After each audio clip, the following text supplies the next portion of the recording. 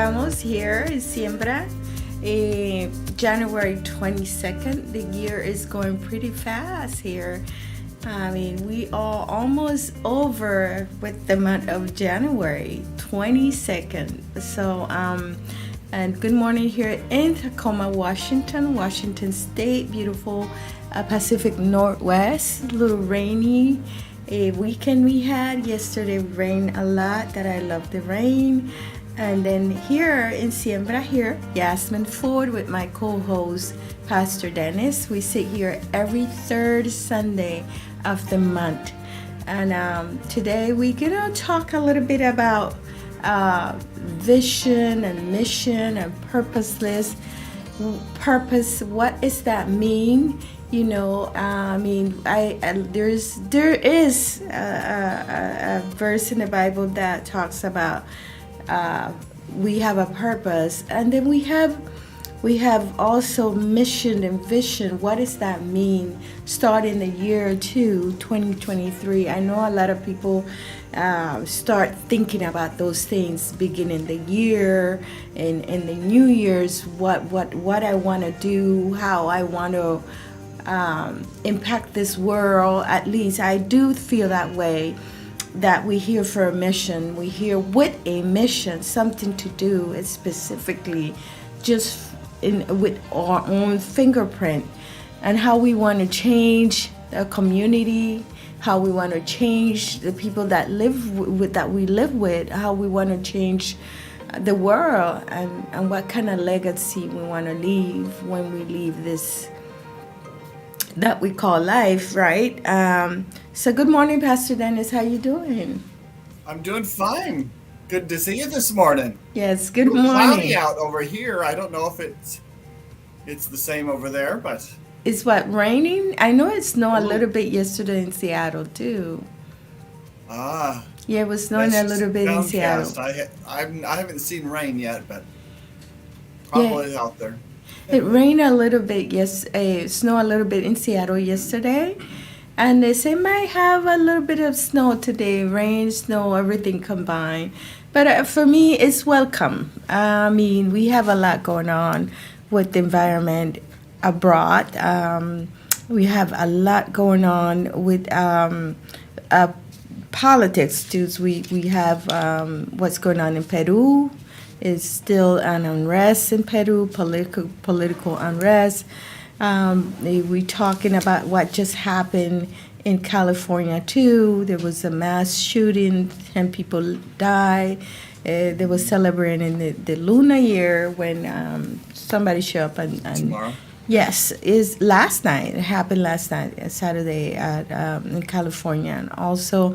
So, you know, I don't know, it's just getting to be something that it doesn't shock us anymore. Look at me, how casually I'm talking about this. You know, it's not a shock anymore, the mass shootings here in the United States. It's crazy that and the political unrest in Brazil as well. Yeah, it's crazy that this becoming the norm here in the United States. Mass shootings. I think this is there's already about 12 mass shootings in the beginning of the year. That's just crazy to live this way, you know. But Brazil, yes.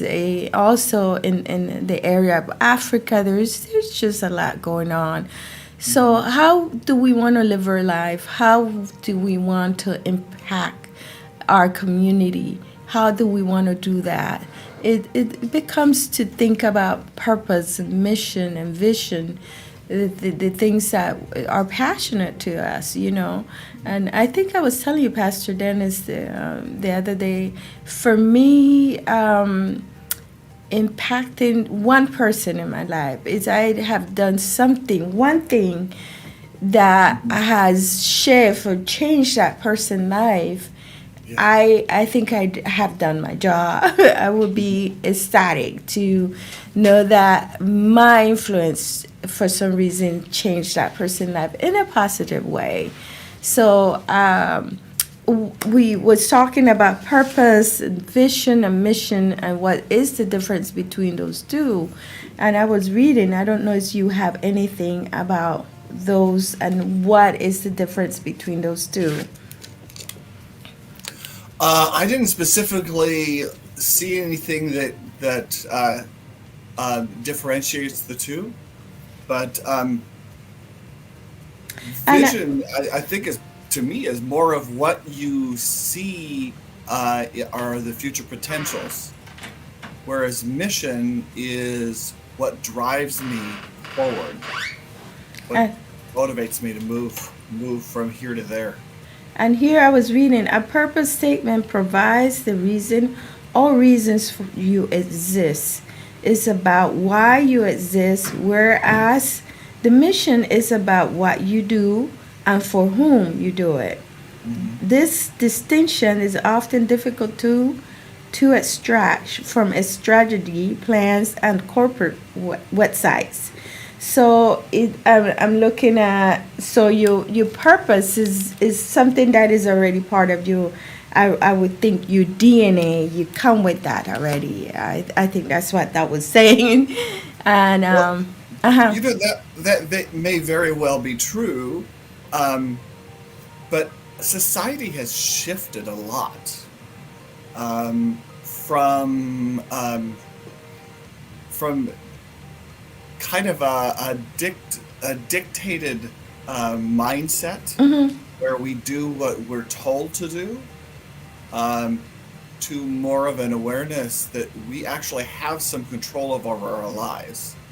To have a purpose statement or a mission, we have to feel like there is the potential of achieving something we want to achieve before that we can ever do that. And there's still a lot of people waking up to the reality that they don't have to be what mom and dad told them they needed to Mm-hmm. be. Mm-hmm. They don't have to be what their religion says they have to be. They don't have to be what his culture has determined is their class requirements. You catch my drift there, Yes. um, and you really have to catch on to that before having a mission statement really becomes a meaningful thing. You know, And if and if I it's was either internally driven or externally driven. and I was thinking like having a workforce and having to work that, I mean, it's not, I would say, you is you don't work, you don't eat. It also takes away that from you. I think a lot of people, as they have to find themselves forced to have to into the workforce, they left those dreams and those visions and those and the purpose that you almost put it to sleep, or you just forget about it. And I think finances and money has to do a lot with you pursuing what you was called to do a lot of times, and it is sacrifice. I was thinking about it's named Nicholas Tesla. I was thinking about him the other day, and it's just sad that this man that was brilliant die with nothing, but because he pursue his passion in a way that he felt that I have to get all of this out. And I think it was a combination of he said, I was here to pursue all these and to create all those different things for society, and not thinking of how he could uh, make money off of this. And sadly, there's two things that go hand to hand. If you don't have the money and the luxury to pursue what you really, really want to do, most people never get to do what there was the mission or the Right. purpose here. Right. And in too many cases, that's true. I mean, we talk about the pursuit of happiness in our Constitution as a right, Hmm. uh, but that doesn't mean that everyone realizes that happiness. It's we have the freedom to pursue it. But even with work, um, if we work smart and we try to use some innovation, oftentimes we can turn our work into something that meets up with our vision, with our mission, with what gives us purpose in life. But it does require us to put some thought into it. Even having a mission or a purpose for life is not a slam dunk. It requires us to get to know ourselves and to really understand what our strengths and weaknesses are. Because a lot of times we can think, hey, I want to work with children, or I want to create video games, or I want to whatever. Those things aren't necessarily things that are good at, that we're good at, but there are things that maybe look flashy on the TV screen, or we saw someone who did that was really powerful, intriguing, and we want to be like them. And I think pursuing your purpose, your vision, and your mission has to do with sacrifice and time. And for me personally, I see it. I see every job that you do. I mean, I don't know, and I don't want to be judgmental, but I am going to. Is that there is people that get into a job or a workforce and they work for this company for 20, 30 years. And then we look at that person as a stable person, a good worker, because he worked for this company for so long. When we see people that are changing jobs a couple years, we look at that person as they're not stable and consistent. But I see that as you learning a skill in every work, that new job that you, and that skill eventually, if you get it, is to use it for your own benefit and to create your own. That is going to help you in the push whatever you have, your mission or your vision is. That is the way I see work. That every job that you do, you learning some skills that you're going to use for your own to those skills are going to help you in your mission or in your purpose. They're going to help you push that front. And I think a lot of people miss that. They miss that again because they get so complacent and they say, okay, I just going to keep this job, stay in this job, work here, and retire. And I think it takes courage. It takes courage, and it takes faith also to leave everything. And there is people that have left stuff and say, you know what, I'm going to quit my job. I'm going to do this and just put time into what I really want to do. And eventually it does pay off, I think. Yeah. In addition to getting skills in those jobs, you're also learning about you. You're learning what excites you, what doesn't excite you, what you're good at, what you're not good at. Yes.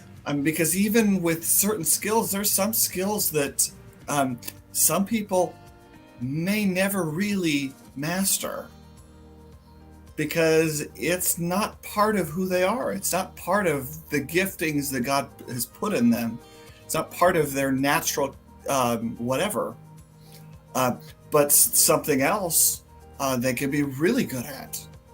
And so I think each job gives us an opportunity to learn those things about ourselves. One of the reasons I think a lot of us go from job to job and just are depressed all the time about our job is because we think somehow that job is supposed to make us feel good. Feeling good comes from within. doesn't come from without. And I don't know. I think, and I don't know, for me, staying in a job for like 30 years, 40 years, I don't know if I could see myself doing that. I just don't know, but I guess, like I said, everybody looks at the life and the world differently. For me, again, is like you said, as you move into different jobs, you realize the things that you like and that you're good at, and the things that you're not. Even on the things that you're not good at, you know that eventually maybe you're learning this stuff because it eventually is gonna be serve you in some way or another. Even just learning about you not liking this stuff, you already learning, hey, this is probably not my thing that I want to do because I know I'm not good at it, but I think one of the biggest thing is like you said, is there is a and I want to say a system, but there is stuff that are set, that once you go to high school, you finish your high school, you have to go to college, and then college. Once you get into college,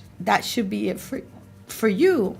And we learning more and more every day that college is not for everybody, and there is a lot of people that have acquired these humongous debts, and they're really not living their mission, and they realize that this is not what I really wanted to do.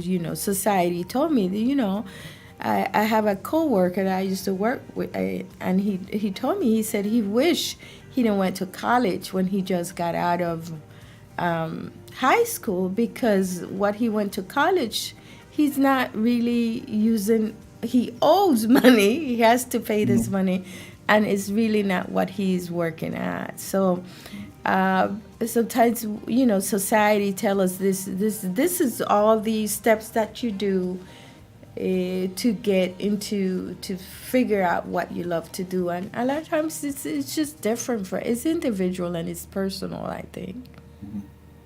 Well, the college situation is convoluted, because the purpose of education is not to produce a skill. A technical college is, but a liberal arts college is to teach you what you don't know and turn you into a lifelong learner, and get you excited about discovering new things and learning new things.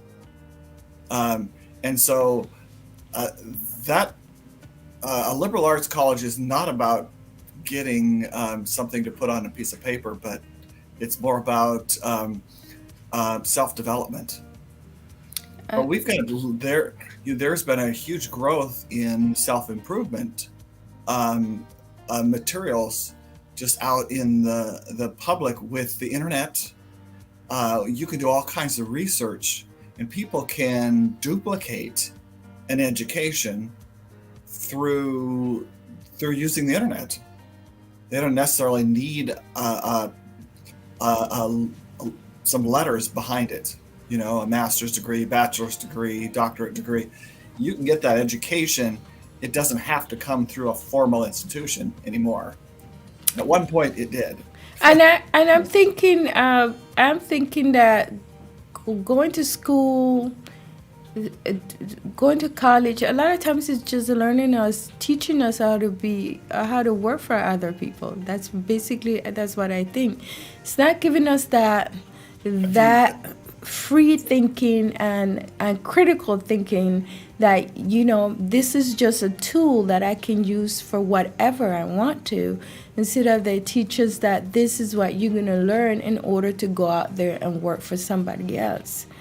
Now, I've never been to a technical college, skills college. I've been to liberal arts schools, and I've never had a class that does what you just said.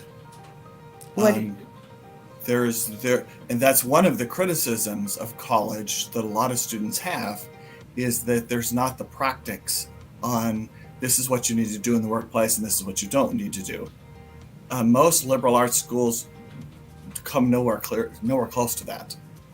Those are technical colleges that do that. They give you the ABCs of doing this specific job in this specific in work environment. So those are two different types of schools. Yeah, For instance, I think it's just is school in itself. I think is set up in a way that is teaching people how to work for other people. It's not really saying, you know what, you got to figure out what are you good at, and you can use this for your own benefit. Um, this is the way I look at it. It yeah, doesn't give you that range where you can say, well, I'm gonna create my own. It's telling you went to school to work for somebody else, basically. yeah, So, and it takes courage. Again, like I said, it's a lot of people that has to say, you know what, pursue what I love to do, and it takes time and money, yeah. and also faith to know that this is gonna work. It has to work because this is my passion. Mhm. So and there's very very because of society again that tell us, even at church, I think I was speaking to you once, and I was saying, at church, I wish they will not to only push like, if you go to church you have to become a pastor or a worship Mhm. praise a school Bible teacher, and I'm thinking, is almost so inclusive that it doesn't make people in church look outside of that. Like, is I want to become a doctor and still use my skill as a doctor to help people.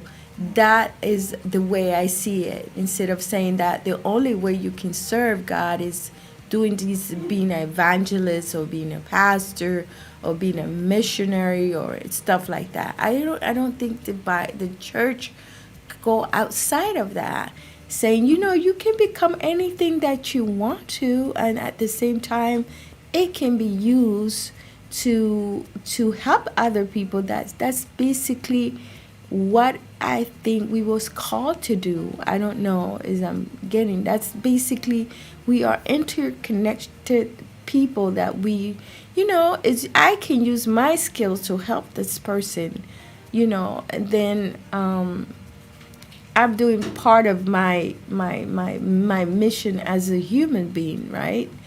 Right. That I don't think the church teaches that is either you is stuff that you have to do that serves only the church and not outside of the church. I don't know if I'm explaining myself. No, you're right. The church functions just like a technical college. Everybody, there is a prescribed role that you are to play in Hmm. life, Hmm. and we're gonna teach you how to fit in your little hole, um, which is not the way Jesus intended it. No. Jesus intended for us to develop as people, and to um, look for opportunities to do things, to make a difference in people's lives, and find a need and meet it. Um, Much more of an entrepreneurial perspective. Like the liberal arts schools are focused on being more entrepreneurial. Hmm. Uh, so the church should be that way as well. We should be able to go to church and be real and talk about our struggles and talk about what we're learning, and all of that. In fact, um, a couple nights ago, I was in a small group meeting, and we were talking about Jesus' parable of the different types of soil when you plant seed in different types of soil, and how that relates to our ability to develop spiritually and to relate to God spiritually.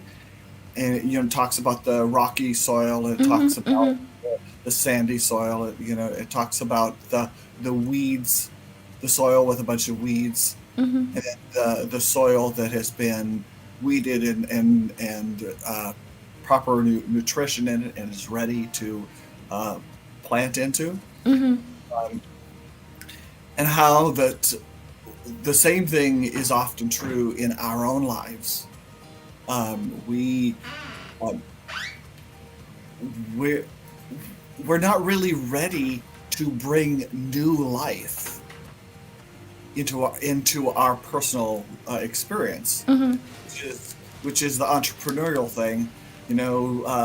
Letting something that never existed become part of our future, and so that we can find new opportunities instead of plugging holes like we so often get used to doing. Does that make sense? Yes, and I was thinking, you mentioned Jesus. I remember when he picked the 12 disciples, every one of them did something different. We had from a doctor to we had I'm thinking a counter, person that counts money. I'm not sure. Oh yeah, an accountant. Yes. So he had a fisher man, and he has a diverse group of men in this group, and it was for a reason too. It showed us that everybody came in and had their own specific skills, that at the same time, when you bring all of that together, he had everything that he needed there from these different men. And notice their futures. Most of them didn't do when they were doing when they met him. That is But true. what they brought from their lives it enabled them to do what they later did in a more effective way, And I'm because they were able to take those skills and apply them and in a new context. And it has to do with a lot with personality too, because I'm thinking about Paul. Paul, he wasn't part of the discipleship with Jesus, but all the skills that he learned as a scholar, that helped him. I imagine, write most of the books of the New Testament. But it had to also, there was a shift with him and his personality. He had to change because he was a little bit he was more of a, how do you call these people, he very religious person. So that it was a combination that, yes, we need that discipline that you had as a religious person and a scholar, but at the same time, we had to soften you up as a human being to see people and to accept people from all the different cultures and all different means. So it is fascinating just to think about him, that where he come and he had to change his life, but at the same time, the skills that he had helped him to do what he needed to do. His is a unique story in that he realized before he became a Christian, before he converted, the pivot, the mountaintop between this life and that life, more than I think any of his other disciples, he realized that he was going to have to make a decision that would alter how he saw stuff, from a legalistic mindset, which is what he had, to a grace mindset, which he expressed in his later part of life. And he had to work. He had to work that through. Oh yeah. Yeah. That was why it was such a huge thing when he converted, and some of us will face the same things. Some of us will realize that there is a pivotal issue in our life that can radically alter how we approach life. And with his walk, you can see from the beginning of his writing how everything changed at the end of his writing. It's just fascinating, like you said, to see how he little by little started to get more soft and more open to things. That as when he started, he was a little bit more, like you said, legalistic and rigid. And as he walked, and I think a lot of times we think that it is a process. We live, there's a lot of things that, oh my God, 20 years ago I used to think this way, and now it's just changed the way I think. As you go, you start to look at more grace, and I like to watch. I listen to this show. I started to listen to Steve Harvey. He has a radio show that I don't know. I started to listen to him, and I started to like him in a way that he is so graceful when he, and it's not because he's a good person, but it's because he has went through so much stuff that now he said, you know what, I can just look at one thing as black and white. People write him letters and ask him questions what to do, and I just love to see the way he looks at these letters in such a unique way, that he's always thinking of, I put myself in that person's place, and I can't sit here and judge, because I have done that before, or even I can be in that person's place. So grace is not something that comes overnight. It's something that you learn with your own falls, with your own dismay, with your own, that you're not perfect. It comes, sometimes you would say, oh, I would never do this. And then you find yourself doing that exactly thing. And you said, oh my God, right? So. Yes. Yeah. Yes.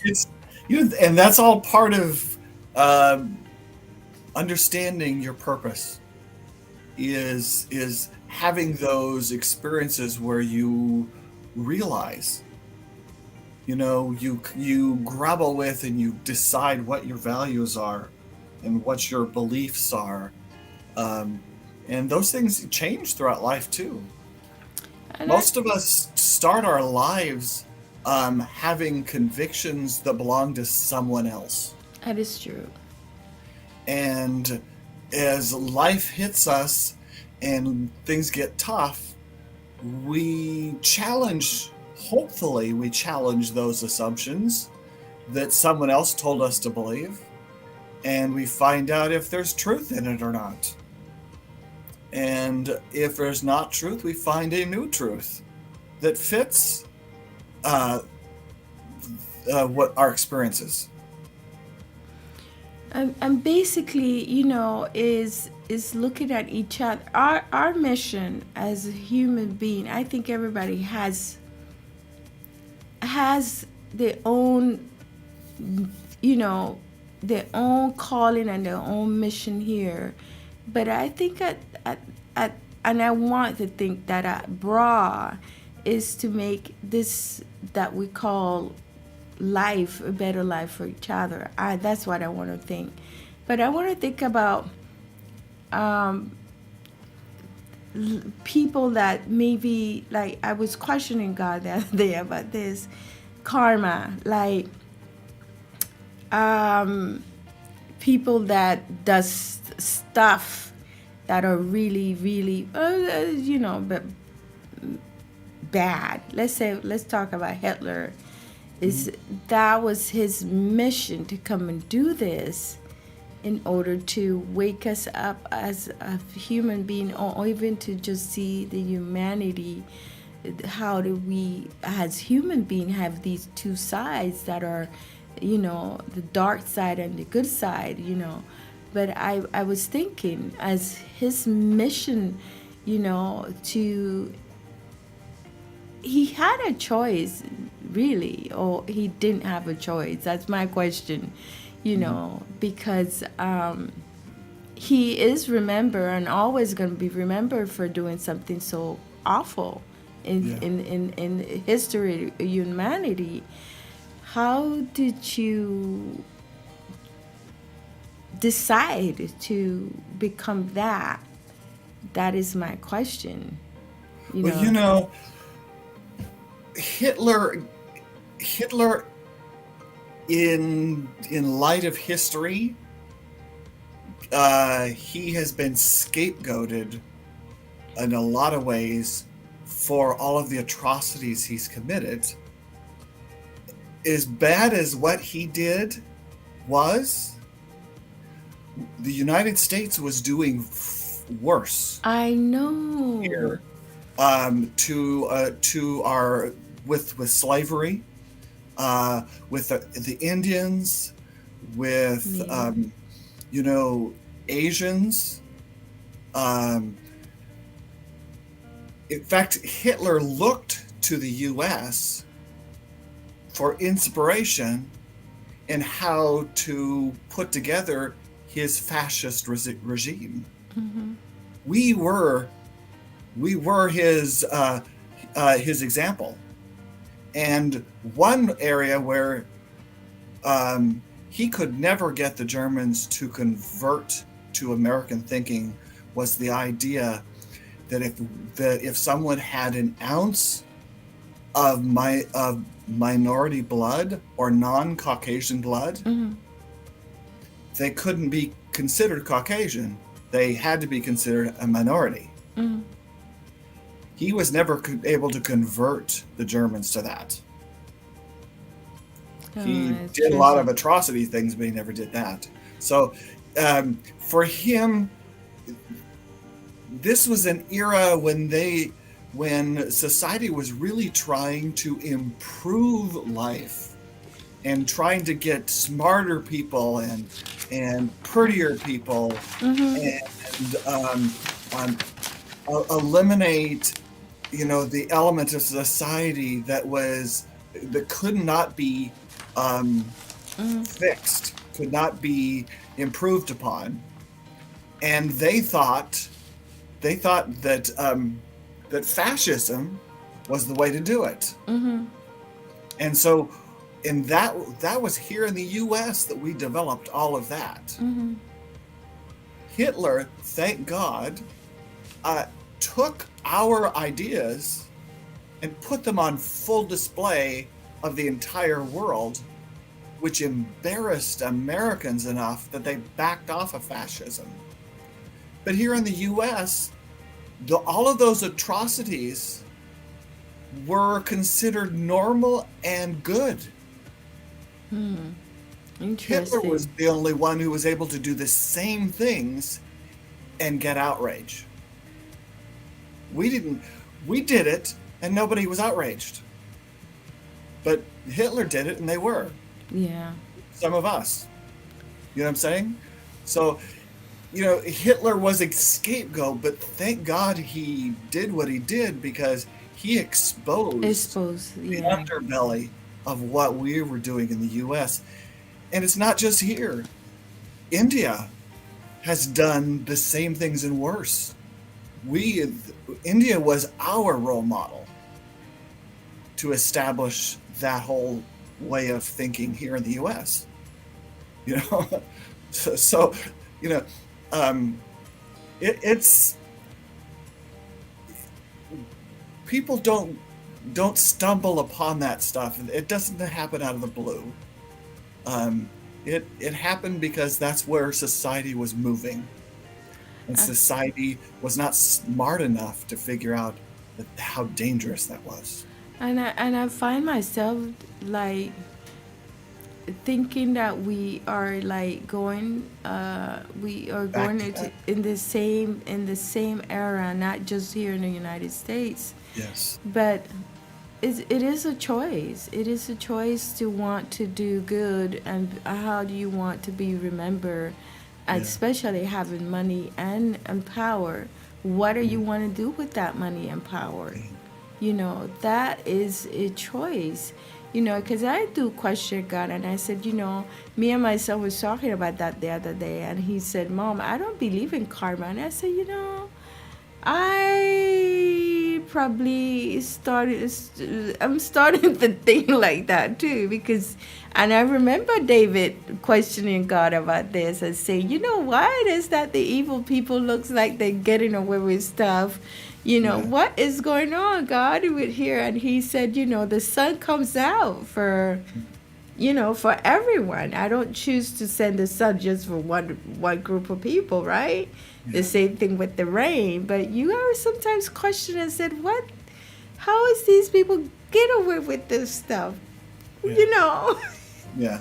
And that's the purpose of the karma belief system. The karma belief system came about to motivate people to stay in their lane, stay in their caste, stay in their role, and believe that at some point we were going to be reincarnated, and those people would have to pay for their bad things. So it was out of our hands. Yes. And even in Christianity, it drives me crazy. We tend to have a version of karma, where we believe in the white throne judgment. Well, they may get away with it here, but when they get to the throne, when the judgment occurs, they're going to pay for it then. It drives me crazy when I hear that, especially in the church. Just he's or she's gonna get her day when she gets in front of God. And I said, well, I don't know. I'm not sure of that, but I what it is you think it keeps people from pursuing their purpose? What it is you think that and we was talking about that at the beginning, but here it says certainty and also limit beliefs sometimes just keep you. And again, I think that critical thinking has to do a lot, and having a belief and what you really in your heart, Right. think this. I was created to do this. Yeah. There's the idea that I have a role that I am obligated to play by the universe, okay? And there's also just a giving up. Tired of trying. That's another thing. And I think we was talking the other day about Martin Luther King and all these big people that somehow they impacted the world.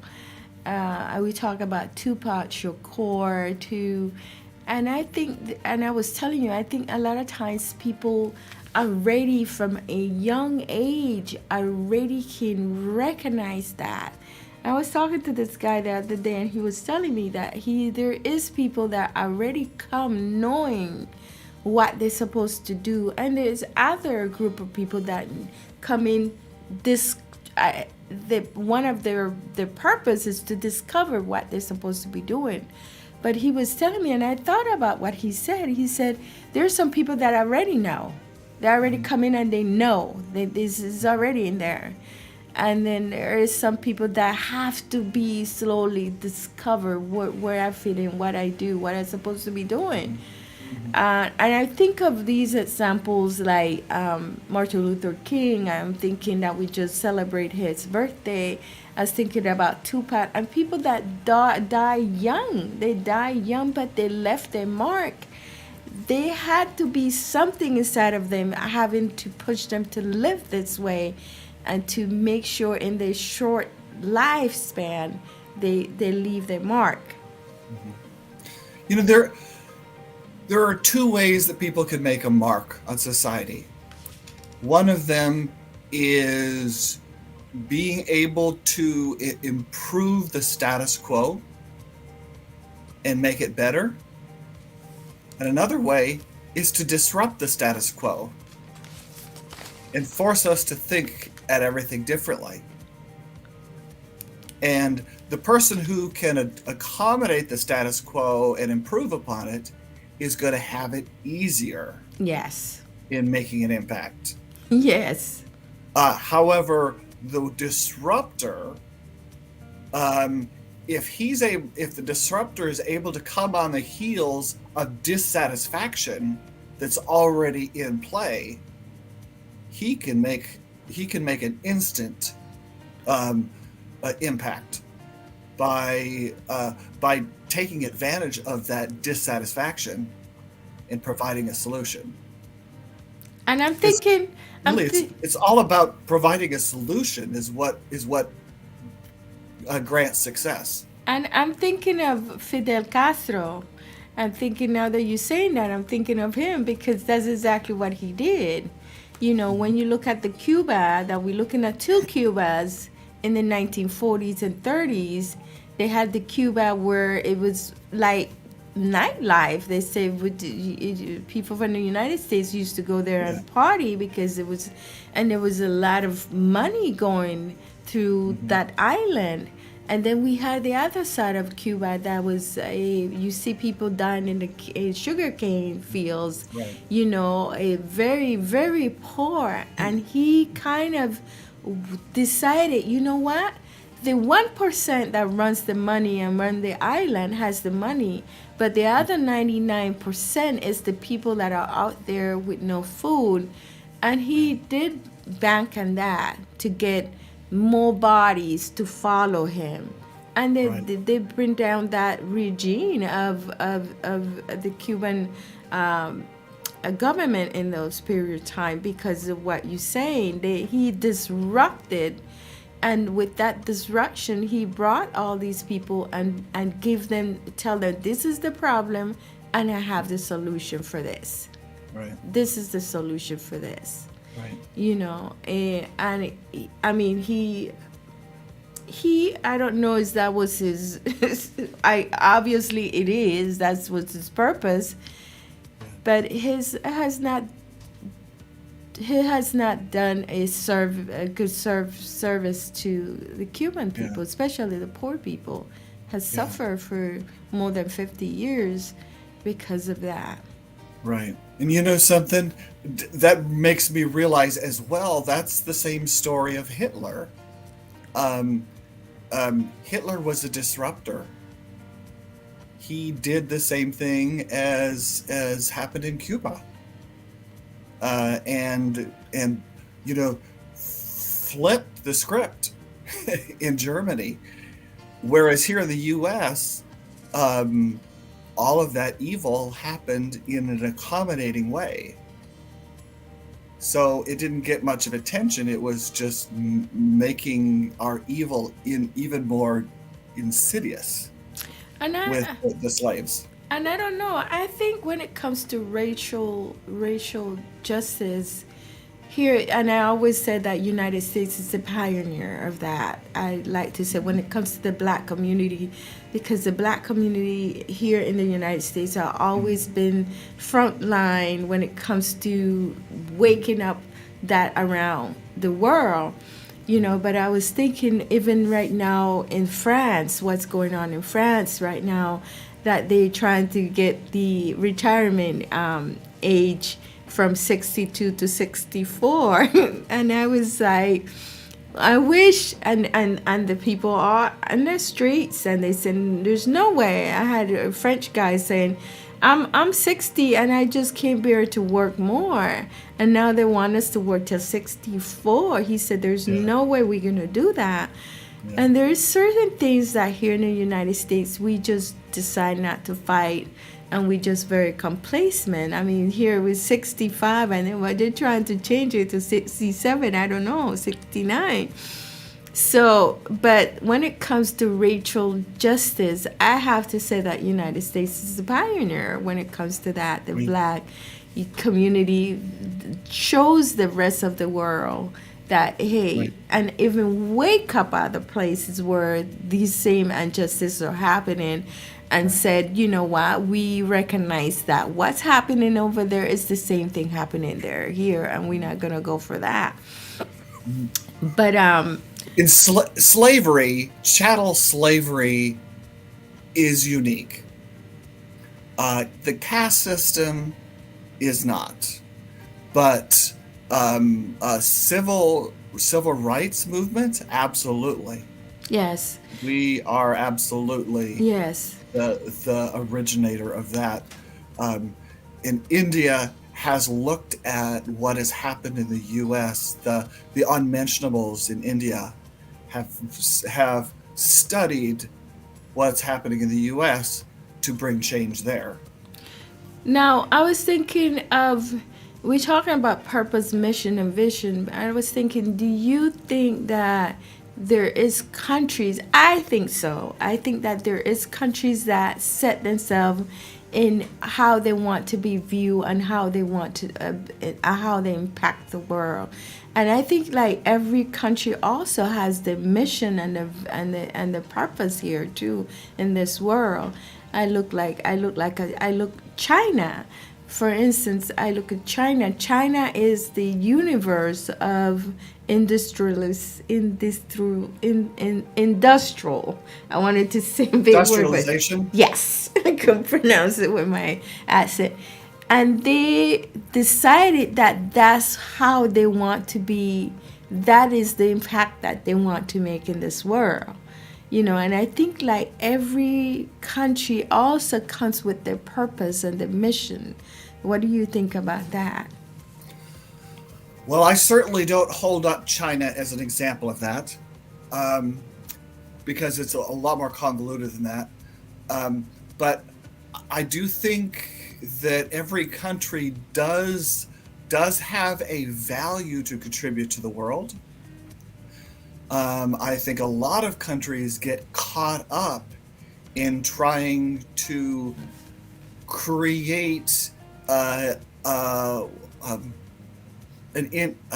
sensational thing in their country, and that's when they drive the 1% up and the 99% down, which is a lot of what's going on in South America. We see a lot of countries doing that in South America, where the rich are getting rich and the poor are getting poorer, and we've had the same problem here. China is unique in that they practically starved themselves out of existence. They realized the only way they were going to make that change is industrialization, but it's a blend of communism I know. and industrialism that is not well conceived. They have heavily depended on entrepreneurialism and have not provided some accountability for that in entrepreneurialism. So they've got some regions that have created this great industrial arm, and as long as you are contributing to the industrialization of that region, then you're doing good. If you're not, you're poor.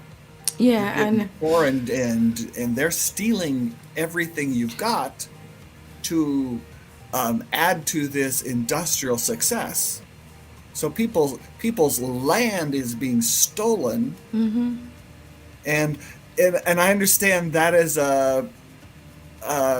not exactly an accurate term, because in China, no land belongs to any nobody. private individual. Yes, It all belongs that's to the state. part of communism. Yeah.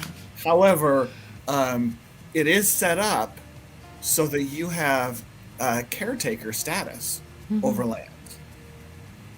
And so because it belongs to the state, they can take the land away from you, so you have nothing to sustain a living on. Yeah, because I was talking to a friend in Cuba. There's a lot of that going on. Cuba, and I was saying, yeah, maybe you can go to Cuba and start a new business. He said, no, you can't do that. Because you can have a business, start a business, and the business will be striving and doing pretty well, and the government can come and take it away from you and say, Yeah. this is not yours. Yeah. He said, no, Mhm. you taking that risk of saying, just did that doesn't belong to you, Yeah. is that's what part of communism is. But I'm thinking like China, I'm thinking like India today. India is a techno country. There's a lot of technology and people, and how they set themselves to look what area they are gonna be make themselves really really good at. I don't I don't want to say it's a good thing or a bad thing, but I'm looking abroad, looking at the countries, the ones that are pioneer when it comes to global warming. We Mhm. looking, like I'm thinking these countries like Zealandia and all these different countries that they want to look as a green countries where they pioneer and trying to help with the environment too. So, not just individually, purposely, and missionally living, but also you can see how countries are want to be perceived when you look at the whole earth or the whole Right. universe. Right. Taiwan, Japan, and Korea are rock stars in this arena.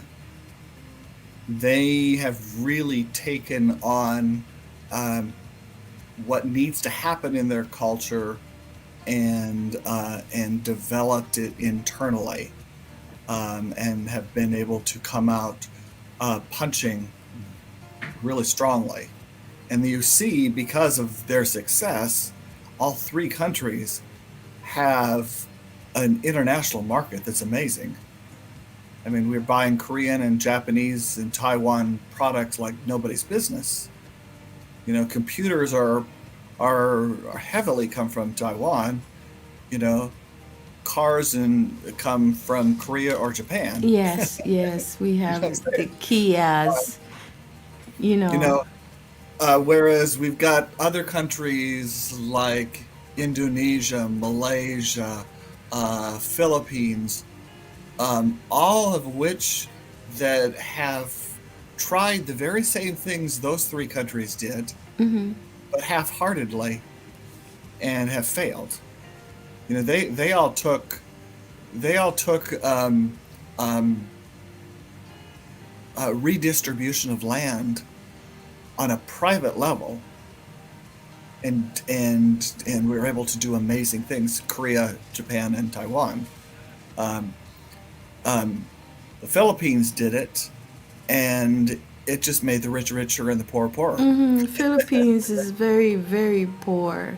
Yeah, This is a yeah, very poor country. It is.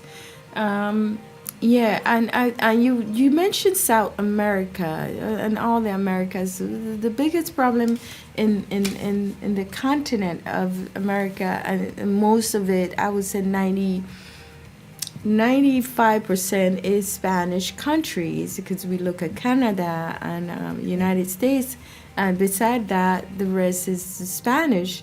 It was colonized by the Spaniards. There is a big problem about, yes, about money and corruption in the governments. That these countries for some reason don't flourish is because of the corruption. And the reason you see all that migration coming in is because of that. A lot of right, these countries that have money and they have money given to them, it's just that the money doesn't come down to the rest of the country. It just stays up there. And right. there's a lot Well, of corruptions going on. And how they want to be perceived, to be honest, I don't know. well, I don't know. I'm thinking of Mexico. Mexico is coming to become an industrialized country too. They do a lot of, cars and washing machines and a little bit of this. And I think that came with the NAFTA a agreement with Clinton. I think it was with yeah, Clinton that we did the NAFTA thing, I right? believe so. NAFTA, yeah. NAFTA. It's Yes. been it's been adapted since then, but yeah, it started with him, yeah. I think one of the biggest problems in these countries is the leadership not believing and investing in their own people. They're investing in products, but not investing in their people, and that makes a huge difference on the success of their country, and corruption.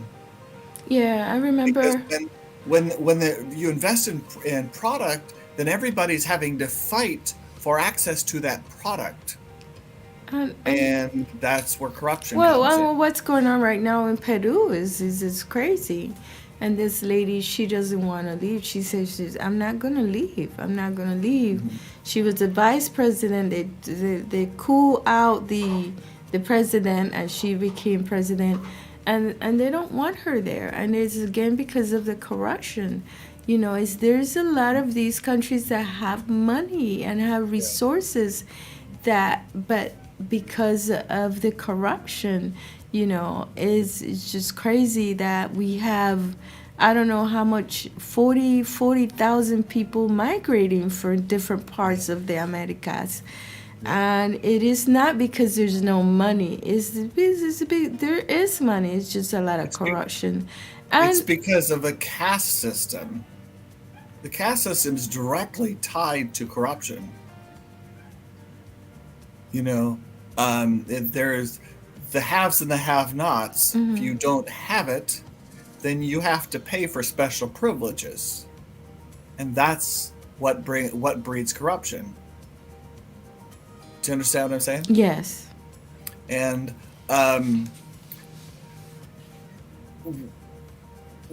the biggest enemy we've got in the world is really caste structures. The idea that some people were meant to have and some people were meant to not have. The governments need to believe in everybody in their country. They need to believe in the poorest of the poor. And that's one of the things that, with all of our flaws, that we're doing a pretty decent job in comparison to the rest of the world And in caring for the poorest of the poor. and I'm thinking, me being not born in this country and coming from another country, one of the things that the Republican talks a lot is about entitlement. They call it entitlement. Mhm.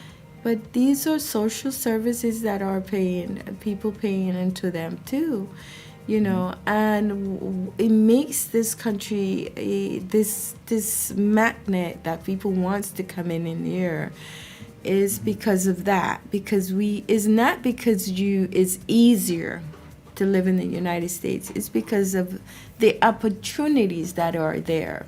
That's thing. Because I tell people it's not that it's easier. You have to work and you have to come in here and work hard.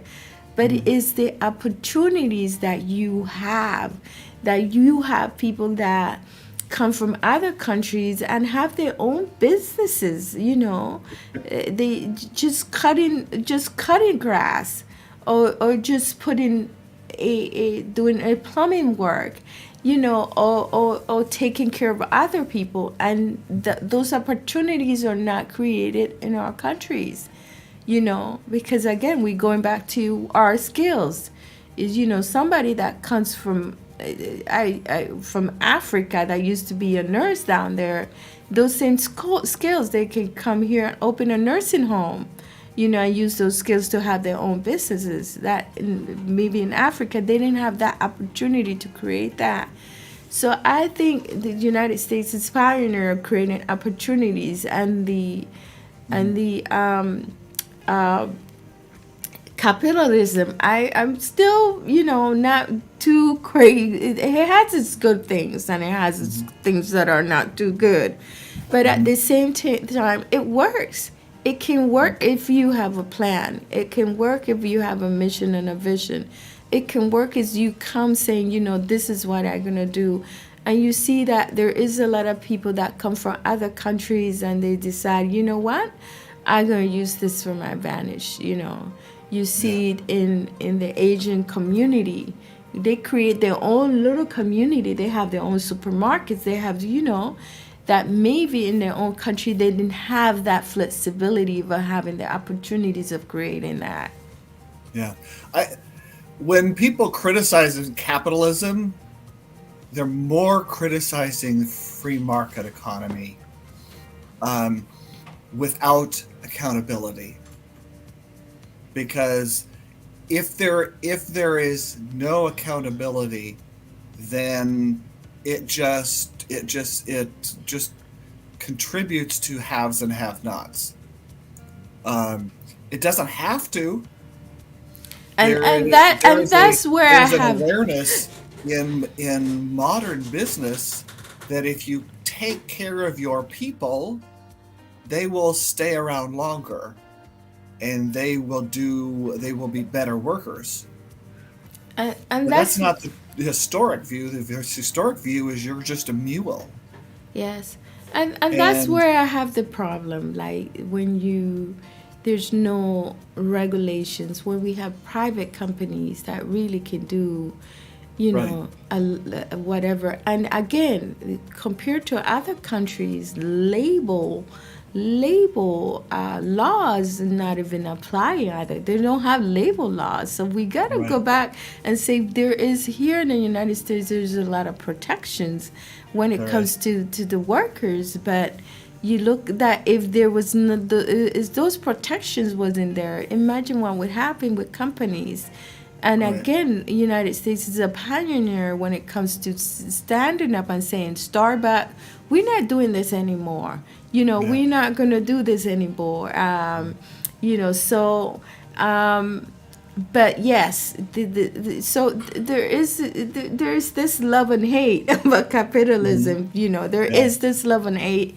Because for a lot of people that come from other countries, they have a great life that they would not have it is they were living in their country. I can speak for myself and say that from myself, that I don't know what my life would be, And Panama is one of the top of the countries in Latin America that have a very good economy and stuff, but still you created opportunities, and that's what people want, is to have those opportunities. They're not asking for anybody to give them anything. They're more asking, give me the opportunity and I will show you.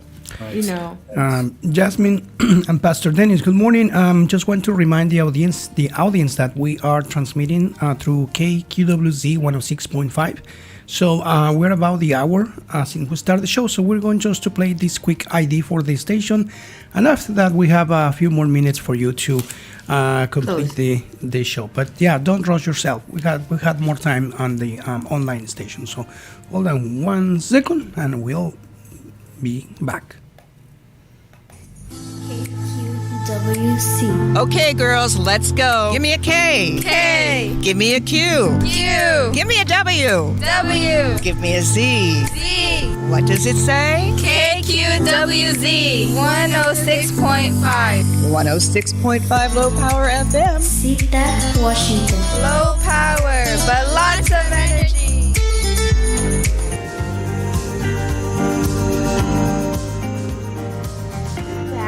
We are back here trying to figure out, and I was saying, at the end of the day, the note here is that these countries they just create opportunity for their own people. I think, you will see this influx of people coming in and migrating from all over the world, not just from Latin America, but there is people coming because these countries they don't create these opportunities. So people, people don't want to be given anything. They just want that opportunity to create their own. Yeah, no, I agree with you.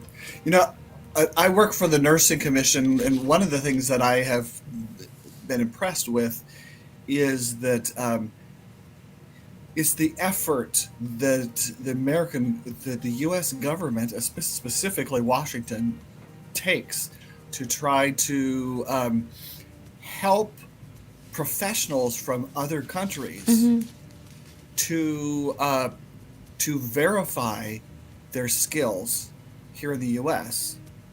You know, problem with a lot of professionals that come from other countries is that those countries don't verify that a person has the correct skills to play that role in the U.S., or they don't cooperate to provide the evidence, and so then we have to test them here on those skills. But that's something that I think probably is not true of a lot of countries, and it's nice that we are able to do those kinds of things. Yes, and and again, creating your own. At the end of the day, everyone is looking for a better life for themselves and their family, and to leave a legacy, and purpose, living with mission, living with a vision in your life. That is also leaving a legacy to your community, to your family. Even just me sitting here on this radio, a Spanish radio, this is also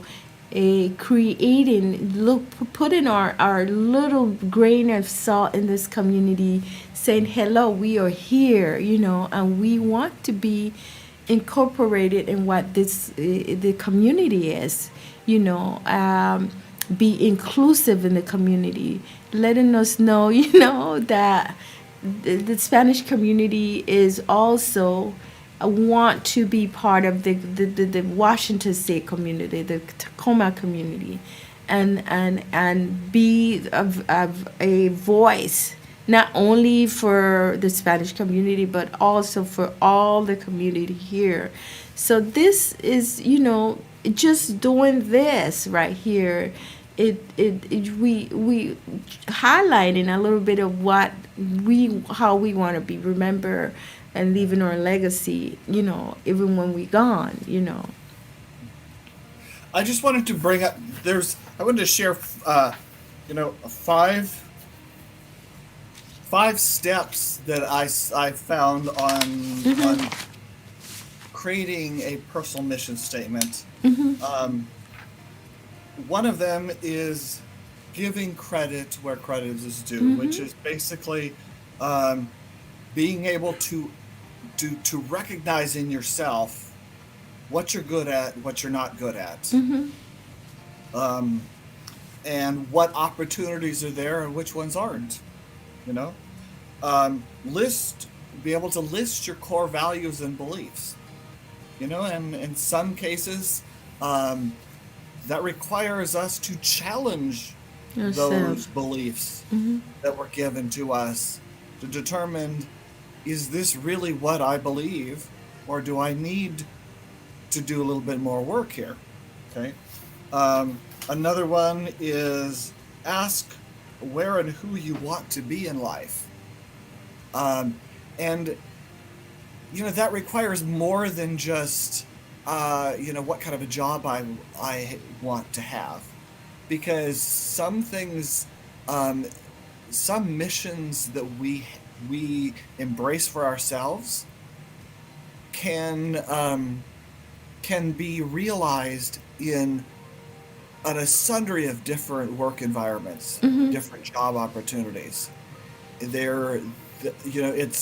It's finding a place and fulfilling something that needs to be fulfilled in more than one occupation. So some of us have missions that are much more easier to adapt to a different work environment. The fourth is assessing your impact on the world. Being able to really realize what you can impact by your mission, what you can't. So that you work smarter, not harder, but smarter. And then the last is transforming your outline into a concise mission statement. So, you have to do all that homework, or you can actually put it on paper, and even then, you're going to be rewriting it the more you learn. Yes. The more you realize who you are and then realize what opportunities are out there. There are all kinds of people that are in a job that they hate. I know. Until they've gone through this process of figuring out what their mission is.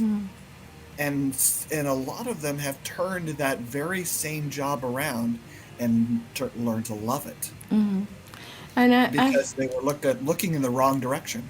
And I'm thinking, life is, I was talking to somebody and I said, life is not a straight line. It's a zigzag, and sometimes you have to go like this to get to the point where you need to get. But we almost over. I mean, I can't believe an hour and a half it goes that fast and you don't even feel it. But I want to thank you, Pastor Dennis, for sitting here. This is our first show of the year. The month is almost gone, and I want to thank you for sitting here with me in this project that we have here. So thank you. I hope you have a wonderful, beautiful day. Say hello to your wife, Laura. And I see you next time in a next show that we're going to have for next month. That we got to work on that. We're trying to work on that now. Just to let you know, our guests for next time are excited about it. Good.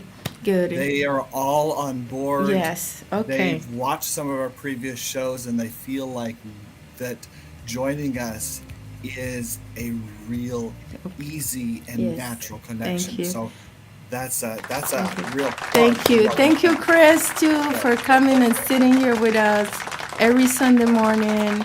And thank you, adios, Siembra. Thanks, have everybody. Yes, and have a beautiful Yazmin, day. Back at you. Welcome home. Yes, thank you. Thank you. Working at it. We're excited at it. Yes. So, God bless. God bless.